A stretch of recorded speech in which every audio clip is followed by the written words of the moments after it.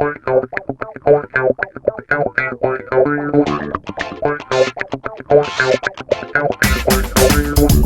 listening to Dave and Dia, a podcast about basketball, life, and the Portland Trail Blazers.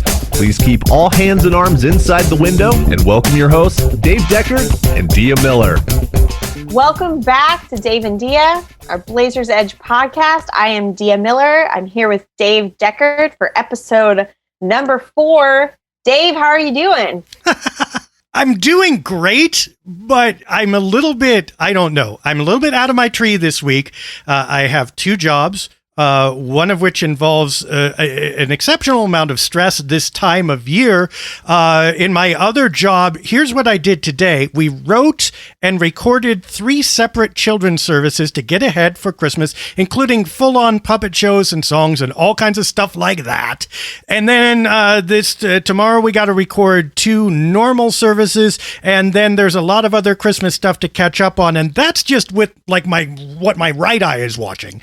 Now my left eye is over here seeing, Carmelo Anthony and Brandon Roy in a tug of war over the number 7 and James Harden sitting out of training camp. And what will Derek Jones Jr. do with his first minutes as a Trailblazer, and Robert Covington too?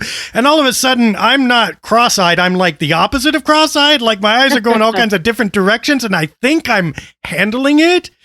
But it might not be the best time to ask me how I'm doing.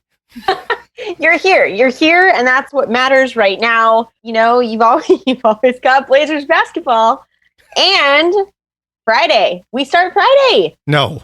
That's it. Okay. First of all, you can't. I'm not ready. But second of all, that we start preseason on Friday. I mean, I get it, but preseason. Okay. So the first 5 minutes, totally exciting. Hey, number 0 to Damian Lillard, or letter 0, whatever it is, right? And everybody's like, yay. And then, okay, what does Robert Covington look like? And how high can Derek Jones Jr. jump? 5 minutes into it, you're going, okay, let's get on to the regular season. You haven't made it through a preseason with me yet, clearly, because I am kind of like a kid on Christmas Eve when it comes to basketball starting up. And for me, preseason is starting up. I know that I got to kind of take a step back. It doesn't count. My nature is you put them in the uniforms, you put them on the court, you put them up against other teams, and I'm instantly feeling this like drive to win. And I have to remind myself that this doesn't matter yet. It's just, we're just testing the waters. We're just checking everybody out. We're just kind of getting a feel for what this is going to look like this year. And so that being said, it's almost even more exciting because you get to just really enjoy watching them play. Oh, but I don't enjoy watching it. Okay, first of all, is there anything you hope to get out of this preseason other than the enjoyment of basketball? What concrete things do you want to see in this preseason from the Blazers? I always just get excited to see different combinations. You know, I mean, we obviously talked, I think it was last week, about the starting lineup that we've got. Stotts has talked about it, so it's fairly set in stone, I would imagine. But for me, I think we're so deep in a sense this year that it's going to be fun to watch different combinations of players out there playing with each other. So that's kind of what I'm hoping for. I'm really hoping for preseason that we get to see different combinations than we're used to seeing. I'm excited. Obviously, everybody's excited to see these new guys and see them, how they fit in, you know, what their skills are. Derek Jones Jr. looks like he's going to be really fun to watch. You could say that. Yeah. I mean, the man can fly. I was watching a clip today that the Trailblazers posted on Instagram, and you can see in the background, you can see Harry Giles and Rodney Hood and their faces watching him dunk, and it's amazing. Yeah, exactly. I mean, the Slam Dunk Championships would clue you in on that. That was this year, right? He is the reigning Slam Dunk champion. Yeah, that's something to have. If Mike Rice were here, he would say, this is territory that even Clyde Drexler and Jerome Kersey could not touch. It's true. It's true. It's going to be fun. I mean, basketball is such a fun sport to watch, and it's always fun to watch him dunk. But to watch him dunk with style, it's going to be fun. It's going to be fun. He makes it look easy. He makes me think that I can dunk, and I'm 5'2". I gave up the illusion of me dunking long ago, and I'm 6'2". So, I mean, you're ahead of me. Perhaps if I got on your shoulders, then I could dunk. I would probably fall. So I don't think we'd make it very far. Then we'd be a Trailblazer center at that point, which we would be something. Yeah, which brings up my 9-word summation of what I want to see out of the preseason. Don't get hurt. Don't get hurt. Don't get hurt. I mean, that's as long as that happens, I am good. You can start 5 Harry Gileses for all I care. Nothing against Harry. I love you guys. Just look, I don't need to see everybody. I don't need to see everybody all the time. I just need to see everybody be okay. And I think especially as Trailblazer fans, we're so injury prone, it seems. At least last year we were. I think everybody's going to kind of be sitting on the edge of our seats. I mean, I remember even at the end of last season when they were in the bubble and Dame messed up his finger. And I was just sitting there like, this cannot be happening. And I mean, it ended up not being a super serious injury and he's clearly fine. But in the moment when it's happening, you're sitting there and it's almost like your life flashes before your eyes and you're wondering, did we make a terrible choice coming into the bubble and letting him play? Like, what were we doing? And so I feel like that every time anybody goes down, I have PTSD. Every time someone goes down and doesn't immediately hop back up, it's just like, oh my gosh, I hope they're okay. Yeah, exactly. And that's, that's Trailblazers' legacy. And especially since we can't have nice things, right? Every time we have nice things, something happens. So it's like, okay, I'm even okay if they go like 1-3 in the preseason, get off to a 2-2 start, just fool everybody, stay under the radar, do okay, hit it, somewhere around mid-January or February or so, and then, escape from the injury bug. But seriously, that's all I care about. Honestly, I think we'll be fine. We're able to absorb more injuries this year. And I think if it's anybody but Lillard and Nurkic, that the Blazers are going to be okay for a while at least. So, hey, this is the best season imaginable for that aspect as well. So look, it's going to be a good one. I just hope we get to enjoy it fully. And not just injury too, but with COVID, that's a whole other thing too. It's one of those things where it's like you look at the possibility of somebody getting COVID and having to be out for several games. And I think looking at our roster this year, at least I feel pretty confident in our depth. So hopefully if that happens, we'll be okay as well. Well, the problem being, of course, it spreads like wildfire, but knock on wood, we're looking at a vaccine that's been administered in some places already, at least the very, very, very beginning stages. So who knows, perhaps by spring, this story will be different. And perhaps if this becomes a serious issue that they'll be able to delay and or stretch out things a bit. Those are the hopes. But yeah, I'd be lying if I said I wasn't concerned. It's not just for the health of the players. It's just we're still out of control with this. We've not done a good job managing it. The NBA, ironically, was the one sports league who pulled it off and did it. And now the spread is just as bad, if not worse. And we're going out of the bubble. No bubble. We're going around the country and traveling. I understand there's limited travel. I understand there's protocols. I still don't quite see how this is going to work. And ethically, I got to tell you, there's still a little itch back there. But A, they did it last year, so let's see what they can do, because I doubted them last year too, and the league pulled it off.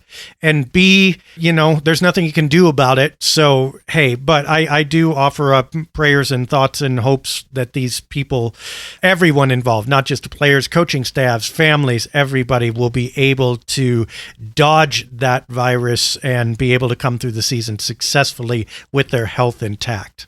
Yeah, I mean, I have a lot of confidence in the NBA and how they handled it. The bubble was a perfect experiment. I mean, nobody got not one positive test the entire time.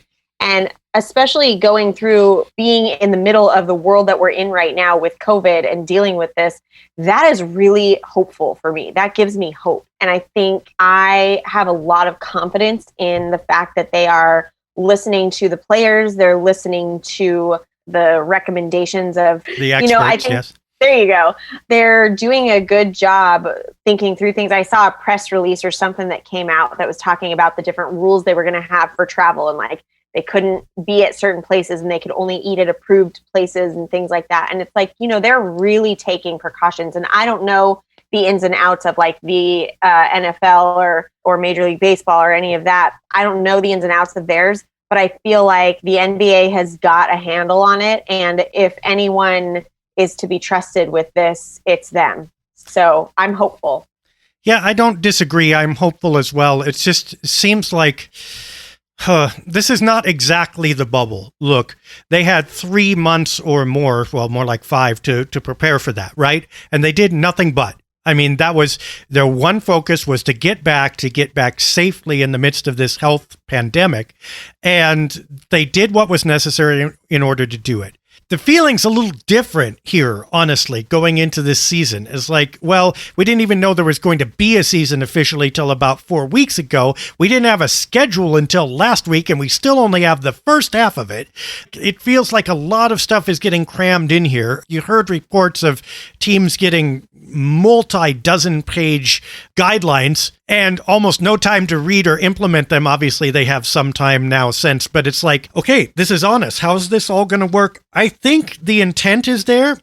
I think that the history is there. I think they deserve the benefit of the doubt, but I am worried a little bit about the execution of this. And, we'll have to see what happens. I'll be curious to see, look, if a person tests positive, again, how many people have they been in contact with? Yeah. Already. The one thing I will say, and maybe this is a naive statement, but I feel like, we just had as a team, me and the team, our first positive COVID test since this all happened, at least that we know of. But I'm assuming, in the scheme of all of this. And I think, a lot of other teams have had them. And Portland, if I'm not mistaken, is one of the last teams to actually have somebody test positive. I think these guys take this really seriously. We have a culture of guys that are not going out and breaking rules and partying and being where they're not supposed to be. These guys take it seriously, and they're responsible, and they do things the way that they're supposed to do. And I have a lot of respect for that. Now, that's not saying that everybody who gets COVID is doing things that they're not supposed to do. It's not completely on those people, obviously.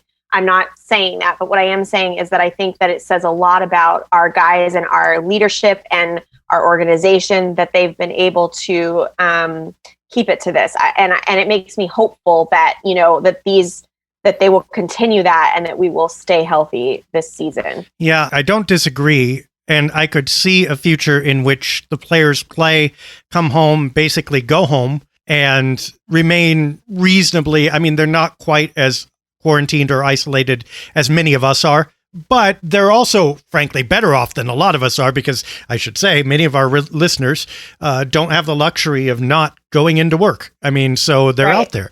So in that sense, it's not different. And I think if you're talking about the Trailblazers in isolation, I would tend to agree with you.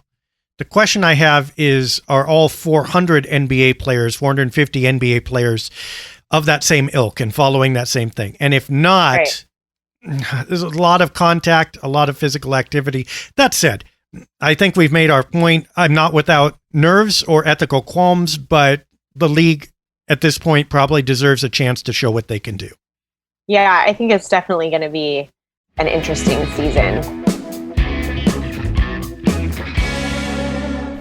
I want to talk about Melo and Brandon Roy. Wow. And the number 7 is a hot button issue right now. Man, people are fired up over a number. I'm assuming that you've seen some of the stuff that's circulating about this. Yeah, it was big over the weekend. Even as we record this, it's like the passive aggressive latent whatever is percolating up. So yeah, that was fascinating. I did not expect that level of reaction to that topic. Yeah. For people who are listening who maybe don't know what we're referring to, Carmelo Anthony has been number 7 for most of his career, I believe. That's kind of part of his branding. He hashtags things ME70, uses a 7 instead of the L. That's kind of been part of his identity. But when he came to Portland, number 7 was not available. The team did not make it an available number to him. So he obviously chose 00. That's what he's been playing with.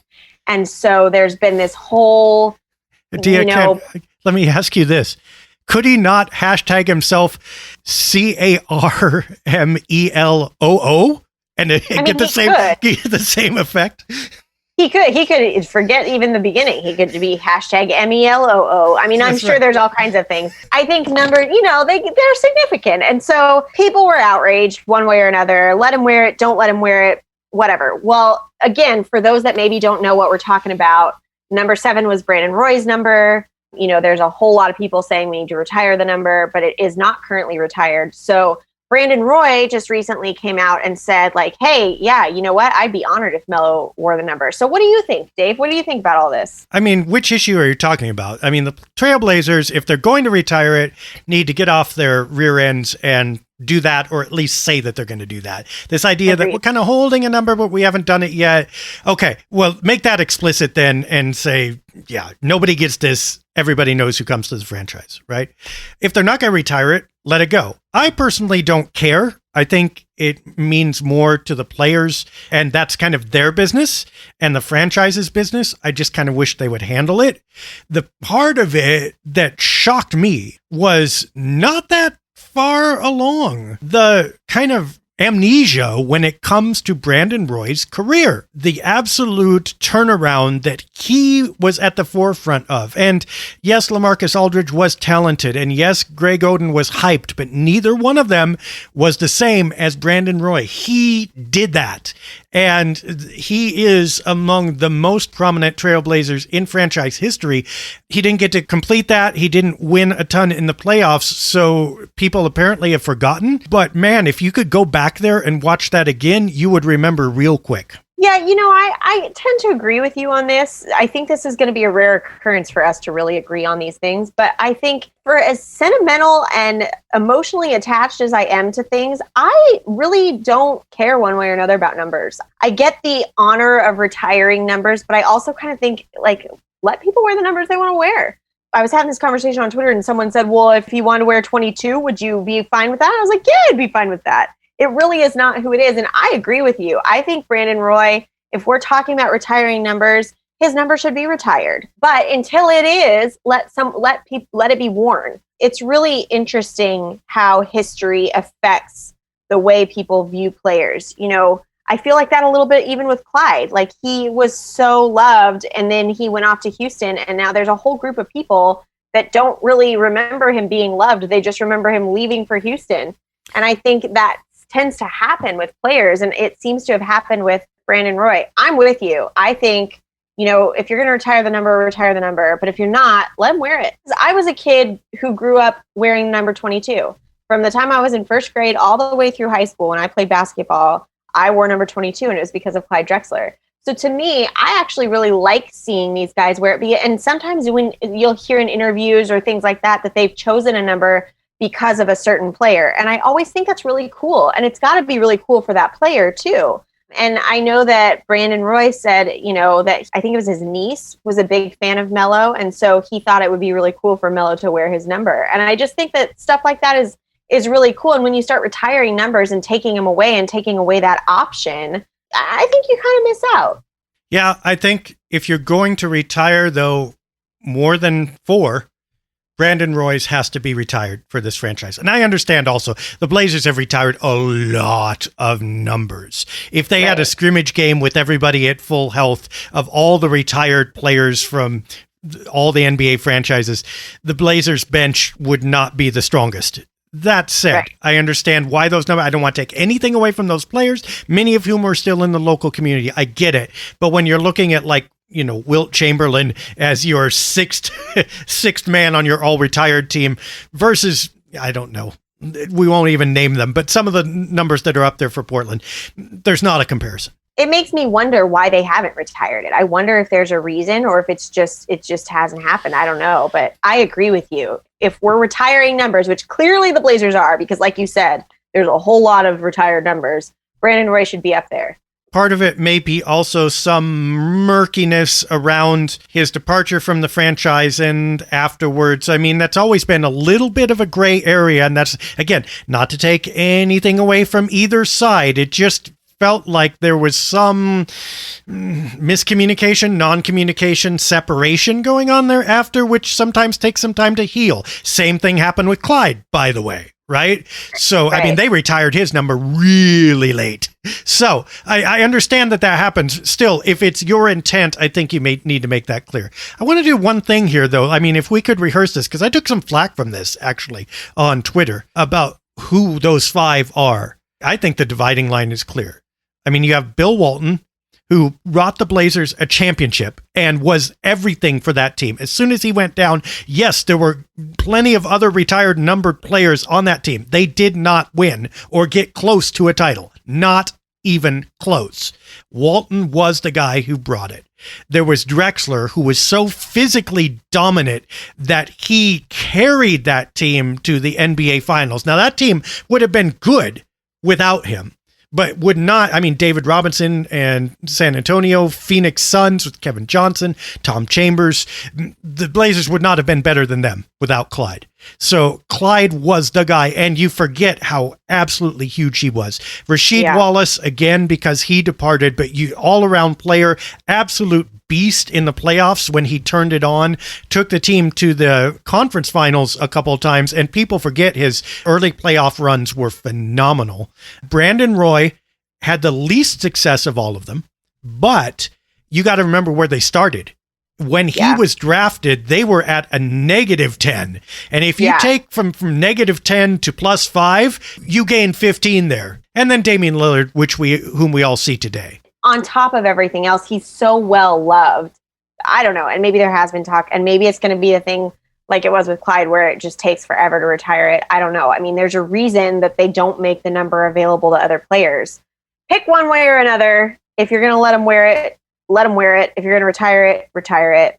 Either way, it sounds like a decision has been made because the sheet came out with the numbers and Melo is listed as 00. So as of now, at least, that's where it stands. Yeah, and Roy said he would be okay with it. So if he goes to 7, that's where it will stand. And I don't think it makes a huge difference either way. When I see Carmelo in 7, I'm not going to forget Brandon. No, and I think most of the people that were loud about Melo not wearing number 7 changed their tune once Brandon Roy said, hey, you know what? I'd be honored. So I don't think it'll continue to be a thing, but it was definitely interesting to watch the back and forth when it came up. Speaking of Melo, he's in an interesting spot. He's going to be taking a kind of different role this season, and that's going to be interesting to watch. Yeah, I think so. He's been a starter, obviously, forever. That's actually probably what he wants to be. But he had a decision to make, and I believe that Carmelo probably could have signed a couple places. And he probably could have started in at least one of the other places where he could have signed. But could he have started and won? And if his team had not won with him on board, would his reputation, would his basketball ability provide anything that hasn't already been provided? He's obviously not going to go back to his mid-career form. Can he gain anything by starting and losing? At this point, no. That only confirms people's thoughts about him. So I think it was probably a wise decision as well as, his personal decision to stay with the Blazers and take a bench role. How big of a role, though? Giles, he probably beats out. Who else does Carmelo clearly get ahead of? I mean, Covington? No. Zach Collins? Maybe if Zach moves to the 5, and if you need offense, but the Blazers clearly, unless they've changed their tune or Zach is hurt, the Blazers clearly believe in Zach more than they believe in Melo. However, Zach is hurt. And even when he comes back, you never know if he's going to be on a minute restriction. So he may be in a better position than we think as far as playing for Zach. So he starts at what? Number 2 with Zach and perhaps Harry nipping at his heels, both young players wanting playoff time, which is great. That's great competition.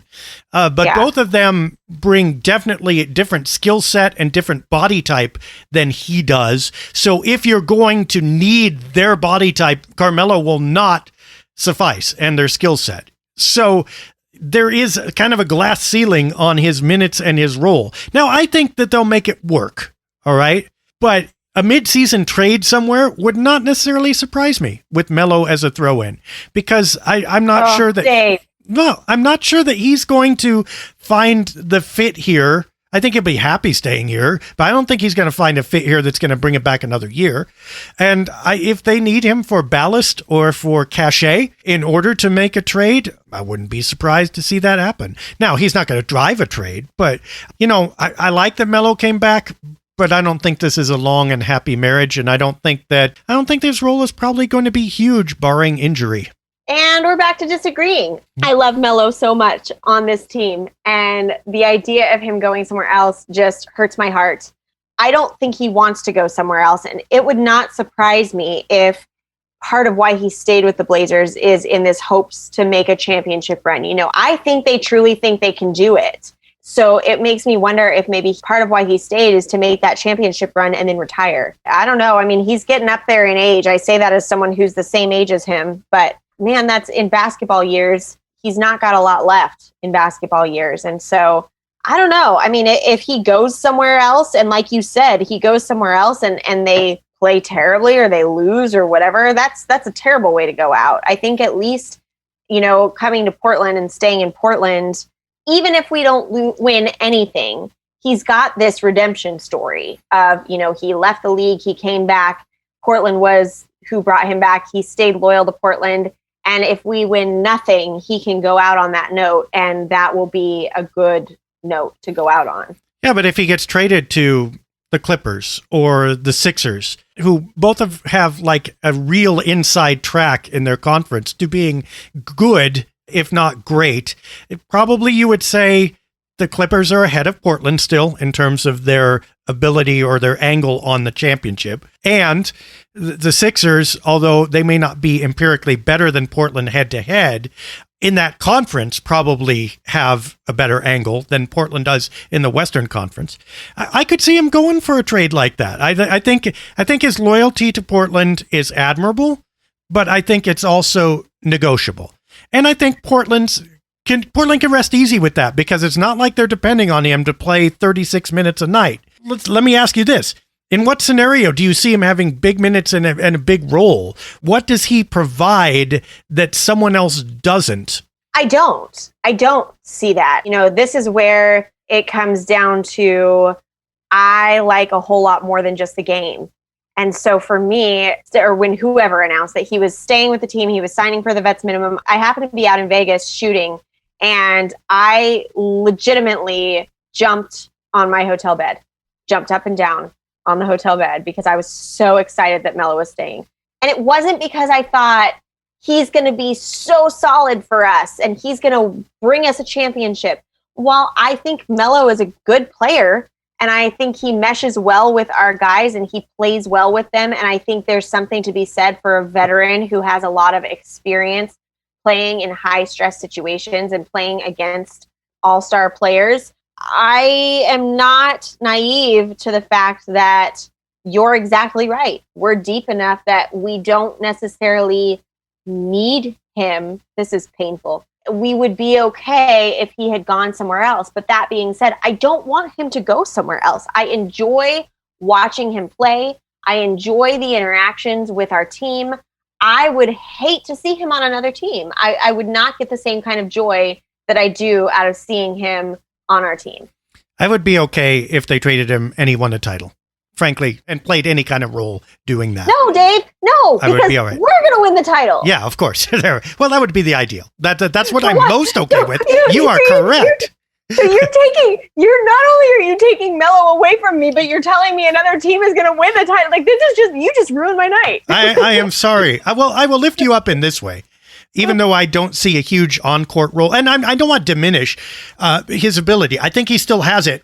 And yeah. I can see, by the way, like the last-second shot deal is pretty good. If you need isolation buckets, especially from the mid-range, fantastic. He's, other than CJ McCollum, he's probably the best player the Blazers have for that. That said, those things the Blazers don't need that much.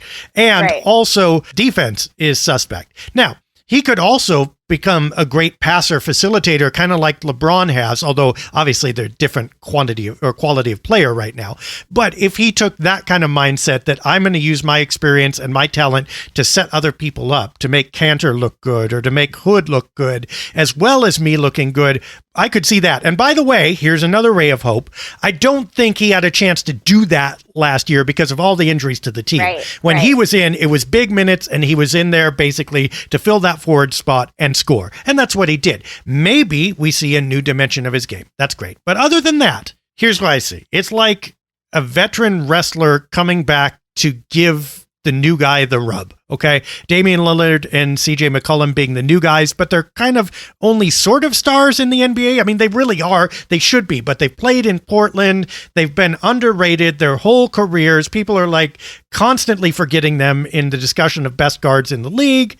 And here's Carmelo, who was right out in front, who was a Mankind or The Rock or whatever, coming in and saying, okay, I was this, I'm not this anymore. But the very fact that I'm around these guys makes this franchise and these players look elevated. And there I can see that, and also the drive for the title as the two main things that he brings.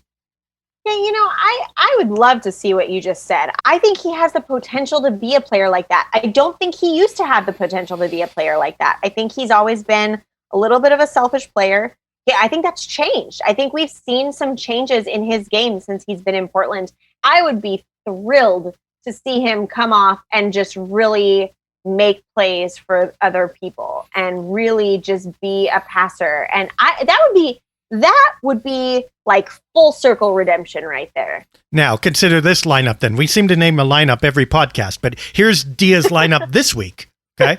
So you've got probably McCollum at point, but it could be Simons as well. And you've got Trent at the shooting guard, who is a great shooter and can handle a little bit, but is not going to be a creator. Right. And you got Derek Jones Jr. in there, kind of same thing, that he's not going to create for himself. And you got Cantor in there as the reserve center. Now, all of a sudden, Melo as a pivot point in that, if he's able to distribute the ball, looks pretty darn good. Because McCollum or Simons can get him the ball in the post, and then the defense has to respect it. If they don't, he scores. If they do come at him, then the other players move around him, and if he's able to make the pass, he gets them a pretty good shot. So there's a lineup that kind of resurrects what you're hoping for. See, every time we talk about this, I just get more and more excited. This is why I love preseason, because we're going to get to, maybe we're going to get to see some of these. If we get to see these things, if we get to see these different this is, I'm excited again. Notice how in 60 seconds we took Dia from giving up, like, oh, there's no hope for the future ever, to all of a sudden on top of the world. So, I mean, that's a podcast right there, I suppose. Just for the record, never once in my 30 plus years of being a Blazers fan have I ever thought there was no hope. We could be down 40 points with 3 minutes to go, and I would think there was hope. So that's maybe a little bit of a stretch, but I see where you're going with that. I mean, could be, but, didn't draft Chris Paul because they had Sebastian Telfair and they're down 40 points in the game. Has that changed it? I will never not think that we can win until we are actually out. Until the point where they tell us to go home, our season is over. Up until that point, I will always believe that there is a chance that we will win the championship. Always, always, always, always. When you go to a game in person, do you stay till the final buzzer no matter what happens? Oh, yes. In fact, again, I live in LA, so I'm going to the Staples Center, and I refuse to go to Laker games because the Laker fans at Laker games, when we play I can't handle it. But what happens is I end up typically in areas where I'm surrounded by Clippers fans, and typically, by the end of the game, all the people around me are concerned for my well-being because I have not sat down the entire game. I have paced and yelled and put my hands on my head and on my knees, and I am a sight at games. I could not be somebody who went as a fan to every game because I would probably cut my life expectancy in half. We need to get you together with my son. Have I ever told you this story? So I don't think so. Okay. So first 2 Blazer games. We went to Blazers Edge Night and went to one other that was really close to that, okay? He had never been. It was a trip to Portland with his dad. It was great. It was a couple years ago. And he'd never been in person to a basketball game. He kind of knew what it was about. But, you know, if you're not really invested in it, you're not sure what's going on, and you're a kid, it's like, okay, this is cool, but what? Yeah. And then he heard people chanting, like, let's go Blazers, let's go, or whatever, right? So he looks around. I could see his eyes, like looking at me, you know, we're in the Moda Center, so it's huge. His eyes look around to the ceiling, to the people all around. All of a sudden, it's quiet. And here's this little voice next to me. Let's go, Blazers. Let's go. Clap, clap, right? And all of a sudden, the sections picked it up, and he did that.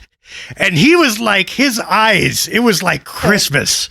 And he was hooked forever. And the chanting and the everything. So you and he, I need to send him to a game with you. Right? While I'm sitting there writing about it and analyzing it, you two can go crazy and pace and jump up and down and lead cheers. Yeah, I took my daughter, who's 7, she'll be 8 next week, but I took her to a game, her first game this last, well, I guess it wasn't last season. Well, was it last? It was last season before everything shut down. And man, that feels like years ago. Yeah. You know, she soaked it up. I was a little more calm when I realized I had to be responsible for an 8-year-old, and I couldn't just, do Mama Dia. So that calmed me down a little. But I'm afraid that this might be genetic. Oh, no! I have seen your daughter, and you could tell by the photos. It's genetic. It's not just the looks; it's the attitude. Like, oh my gosh, do not get in the way of that 8-year-old. It is funny. Okay, we have to talk about because I know we don't have a whole lot more time, but we have to talk about James Harden because right now, Blazers Twitter is all abuzz about the Blazers getting James Harden, which I've got opinions about. We did this before anybody else did this. You and I literally did this a couple weeks ago. What was it? Yeah. The all not on my team. Yep. Yeah, I'm pretty certain that Harden was not on my team. Yeah, wasn't that unanimous? Wasn't he the one guy that both of us picked? I think he was. The guy's a fantastic basketball player. He can put the orange ball in the net with the best of them. He is a great player.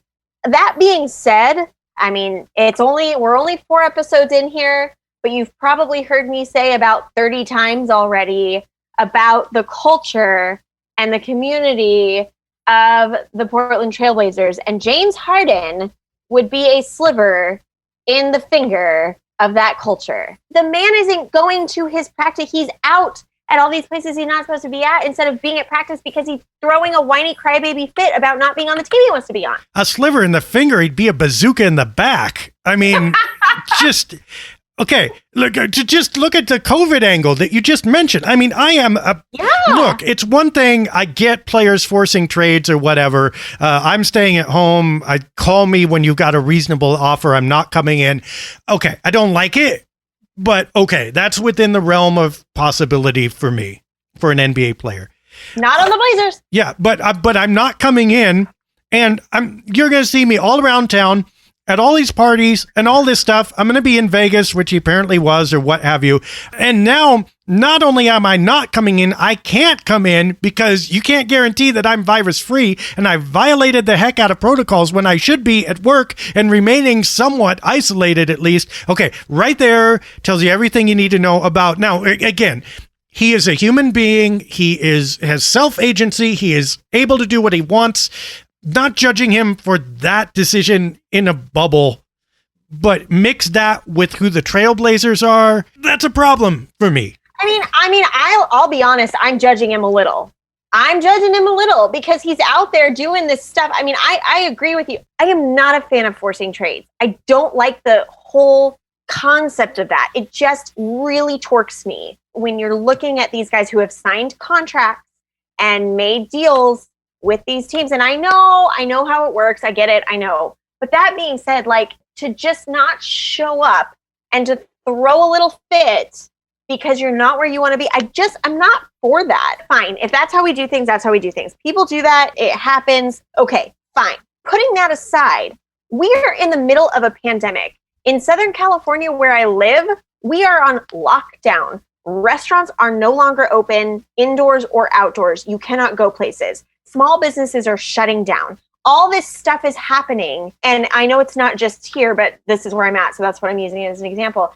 And in the midst of all of this basketball star who gets paid millions of dollars a year to the point that they can't even trade him because no one can absorb his contract is out there partying it up, not being safe. I mean, you can tell he's not being safe. You can't, it's so irresponsible.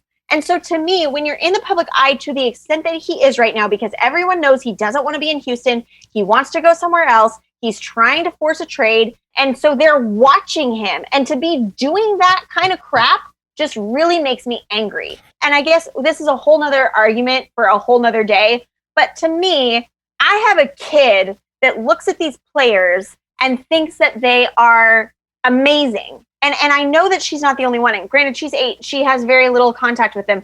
But these guys are, I hate to use the word role model because I know that's not what they signed up for and all that other stuff. But at the same time, like, there are eyes on them.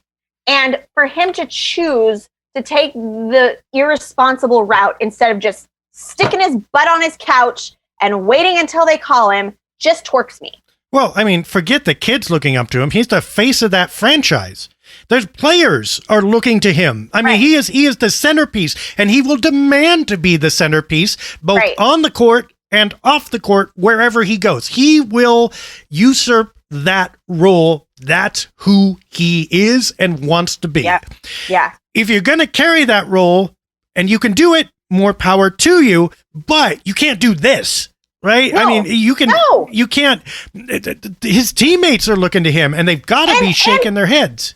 The country in itself, the adults in our country struggle with, well, do we go out? Do we stay in? Do we follow the rules? Do we not? And so then again, like, you're right. It's not just about kids. It's about the players. It's about the league. It's about the fan. There's way too much on the line, in my opinion, health-wise, safety-wise, influence-wise, to be throwing a fit and going to Vegas. Yeah.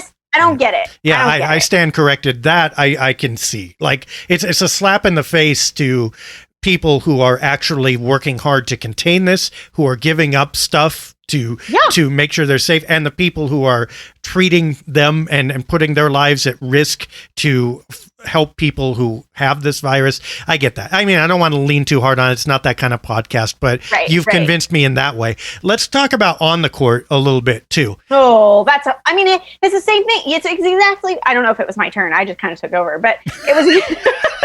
that's the podcast. Go for it.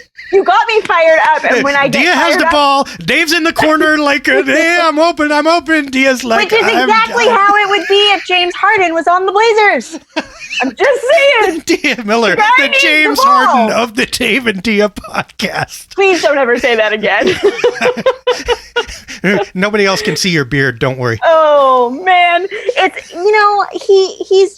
he needs the ball. And he also needs to be the face of the franchise. We are fortunate enough to have Dame, who I think I gotta calm down. I'm starting to get all red again. We are fortunate enough to have, and I'm not going to do this every week, just for the record. You should. The amount of spittle on the webcam is impressive. We are fortunate enough to have Dame, who is a class act on and off the court. And if we had someone on the team like Harden, who needed to have the ball, I have a hunch that he would have the ball, because that's the kind of player that Dame is. Dame would work around that and he'd figure out a way to make it happen. That being said, if my life is on the line and James Harden or Damian Lillard has to have the ball and I have to choose, I'm choosing Damian Lillard every single time. Every single time. I'm never choosing James Harden. If my life is on the line, Dame gets the ball. Well, and you know who else would have to work around that?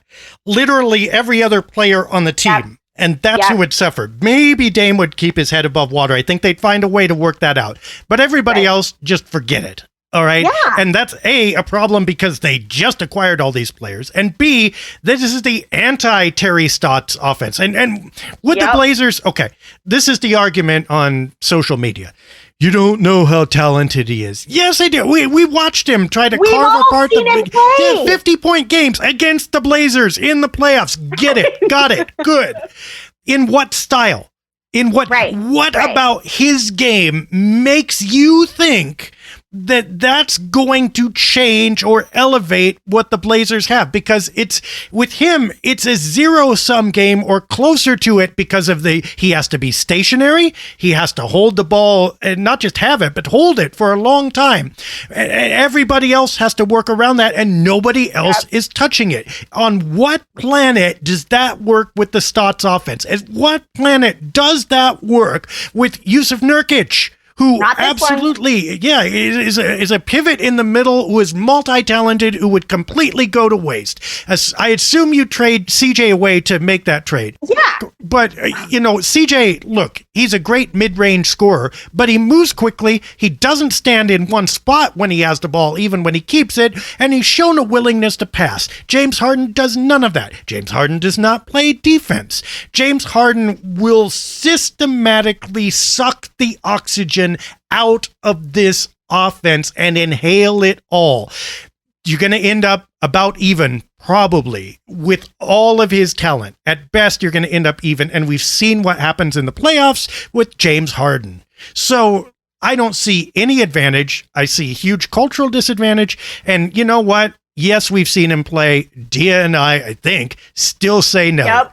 If you want to call us dumbasses for that, I mean, you talking to us? You talking to us? Let's go. I will. You call me that. I will own that label if it means we don't get James Harden. The thing is, at what cost? At what cost would it be? Because we're sitting here as Rip City saying, "Hey, Neil, you did great this off season. We like this team. It's deep. We've got talent. We've got skill." Oh, but wait, let's take James Harden, who's going to completely throw off our entire culture and trade away half our team for him. Or at least CJ. At least CJ. Why? Why on earth would you trade a player and a guy like CJ for James Harden? You wouldn't. You wouldn't. You wouldn't. You wouldn't. I wouldn't. And I think, you're exactly right too. Like it would just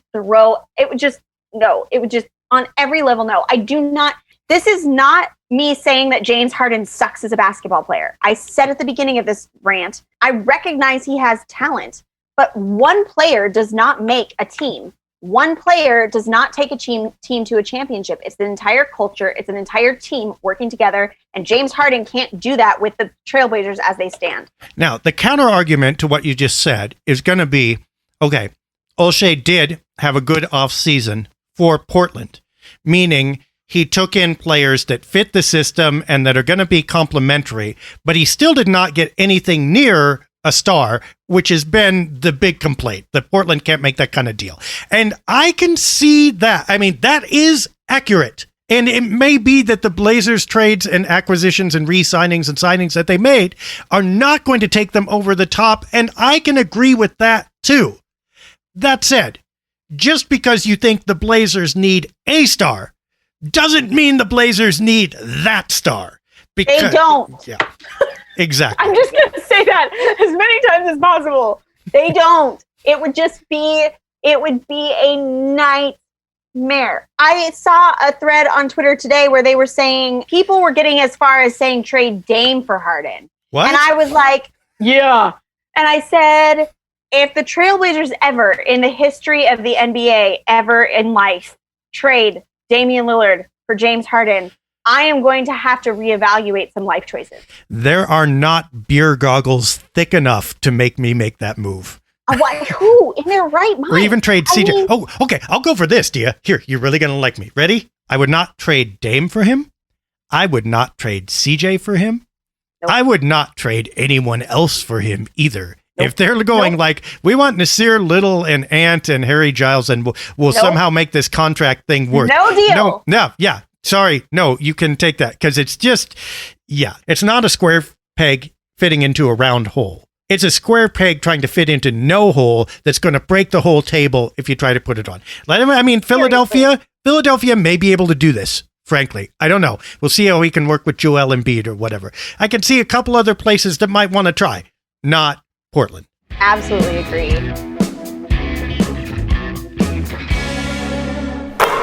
Ant Simons back at point guard. It's been a little bit of a thing. People are kind of up in arms about it. You like him, though. I like Ant. You know, I'm not completely delusional when it comes to actual ability to play. I recognize the fact that there are flaws with him. I recognize the fact that he is not going to be perfect in that position. I recognize the fact that he is young and needs some work. But I also recognize the fact that Dame's going to play 35 minutes at that spot. CJ's going to come in and play some time at that spot. So really, Ant, I mean, we kind of touched on this before. Ant is probably not going to be spending a ton of time doing that. And so, yeah, we could have maybe gotten a veteran player to be a backup point guard. But at what cost? Who are we giving away? What are we giving away for that position when we have someone who is capable of doing it? Well, and they weren't going to go into the luxury tax to try it. Right. I mean, that's a big part of the equation here. And that's smart. They don't want to get into the tax. You're talking about a marginal player, which may have made a difference. But is that player going to make a championship difference? If not, then you're risking the repeater tax and a whole lot of money to make an incremental improvement. They just weren't going to do that. But here's the thing.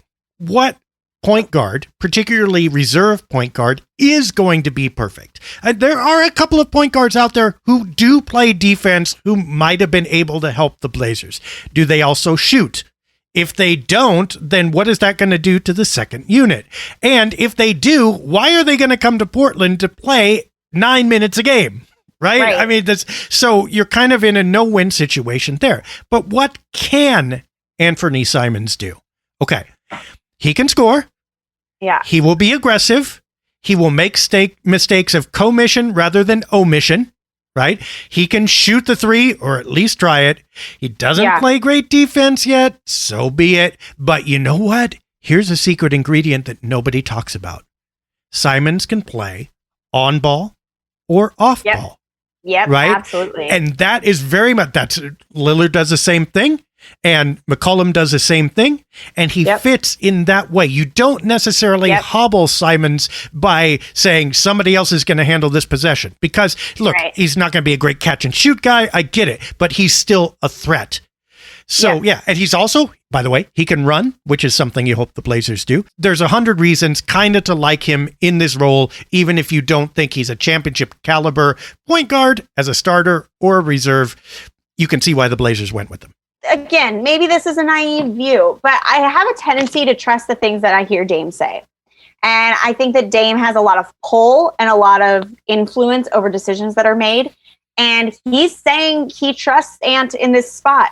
And so the guy who's playing with him day in and day out, the guy who's playing first string position day in and day out of what they want Ant to do, says that Ant can do this, then you got to kind of believe that Ant can do it. And you know, you never know what they're seeing that we're not. And the other thing that I like about this that I didn't mention, I wrote about this the other day and I didn't mention this part, but I like the fact that Ant came here. He was drafted to Portland.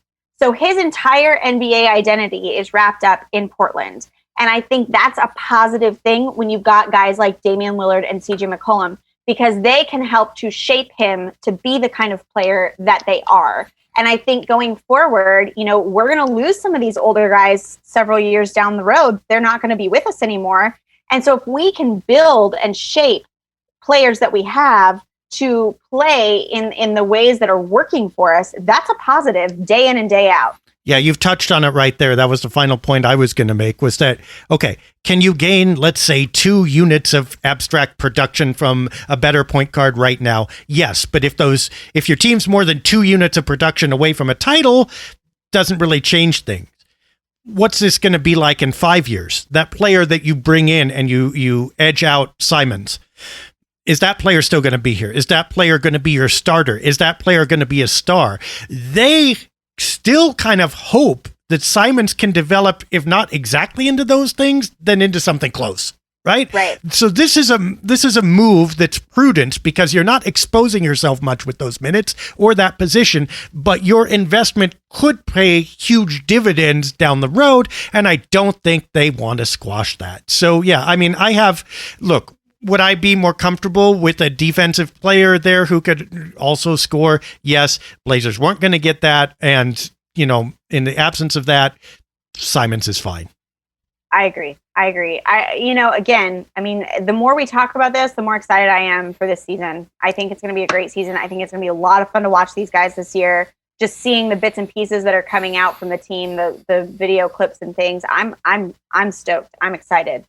Yep. And as always, it's been wonderful talking to you and wonderful having you listeners along with us. I am going to take a squeegee to my monitor after the latest Dia eruption and try to get it back to mint condition. And we will see you guys again next week after I get an umbrella and hopefully waterproof this thing.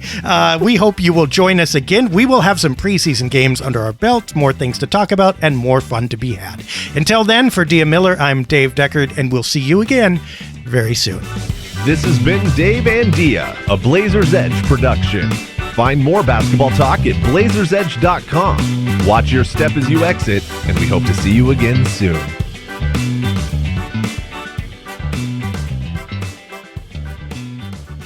Dave and Dia, what is that? A Swedish skin cream company?